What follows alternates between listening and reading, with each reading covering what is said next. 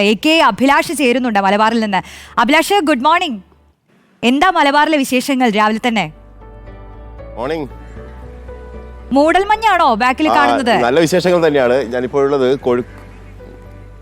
ഞാനിപ്പോൾ കോഴിക്കോട് ബീച്ചിലാണുള്ളത്. മഞ്ഞ് ഇവിടെ ഇല്ല, പക്ഷേ കൂടുതൽ ആളുകളൊക്കെ ഉണ്ട്. അവരുടെ രാവിലെ തന്നെയുള്ള പ്രഭാത നടത്തമൊക്കെ ആയിട്ട് വരികയാണ്. രോഷ്നി, അരുൺ ഗോപനുള്ള ഉപദേശങ്ങളൊക്കെ കഴിഞ്ഞോ? നമ്മളിങ്ങനെ പറഞ്ഞുകൊണ്ടിരിക്കുകയായിരുന്നു, വാർത്തകൾ കാണുന്നുണ്ടോ എന്നൊക്കെ ചോദിക്കായിരുന്നു ഞാൻ അരുൺ ഗോപനോട്. അപ്പോൾ ഞാൻ പറയായിരുന്നു അഭിലാഷ് പറഞ്ഞു തരും, മലബാർ മേഖലയിലെ വാർത്തകൾ കേട്ടോളൂ എന്ന് പറയായിരുന്നു. തീർച്ചയായിട്ടും ഒരുപക്ഷെ ഈ മലബാർ മേഖലയിൽ ആണ് ഇന്ന് ഒരുപക്ഷെ ഏറ്റവും കൂടുതൽ വാർത്തകൾ വരാൻ സാധ്യതയുള്ള സ്ഥലം എന്നുള്ളതാണ്. പ്രത്യേകിച്ച് നമുക്കറിയാം വയനാടുമായി ബന്ധപ്പെട്ട വിഷയങ്ങൾ, അവിടെ ഈ കോഴ വിവാദവുമായി നിയമന കോഴയുമായി ബന്ധപ്പെട്ട വിവാദങ്ങളിലൊക്കെ കുറേ കൂടി തെളിവുകൾ പോലീസിന് ലഭിക്കുന്നു എന്നുള്ളതാണ്. കാരണം കുറേ കൂടി തെളിവുകൾ പുറത്തു വരുന്നു എന്നുള്ളതാണ്. കാരണം ഇന്നലെ ഈ IC ബാലകൃഷ്ണൻ്റെ ശുപാർശ കത്തടക്കം പുറത്തു വരുന്നൊരു സാഹചര്യം ഉണ്ടായി.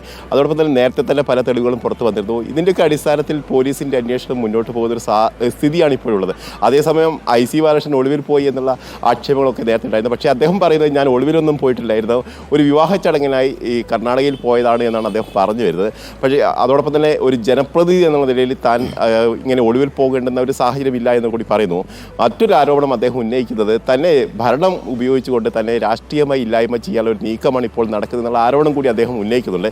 ഏതായാലും ഈ നിയമനക്കോഴയുമായി ബന്ധപ്പെട്ട വിവാദങ്ങൾ വലിയ തരത്തിലേക്ക് ചർച്ചാ വിഷയമായി മാറുന്നു. പ്രത്യേകിച്ച് കോൺഗ്രസിനെ സംബന്ധിച്ച് അതൊരു തിരിച്ചടിയാവുന്ന നിലയിലേക്ക് തന്നെയാണ് ഇപ്പോൾ പോകുന്നത് എന്ന് വേണം പറയാൻ. രോഷ്ടി, അഭിലാഷ്, ഈ പറഞ്ഞ പോലെ കോൺഗ്രസ് നേതാക്കൾക്ക് ഒരു താൽക്കാലിക ആശ്വാസമൊക്കെ ഉണ്ടായിട്ടുണ്ടെങ്കിലും കോൺഗ്രസിനകത്തെ ഒരു ചർച്ചകളൊക്കെ ശരിക്കും എങ്ങനെയാണ്? അവർക്ക് അങ്ങനെ ഒരു ആശ്വാസം ഉണ്ടോ യഥാർത്ഥത്തിൽ?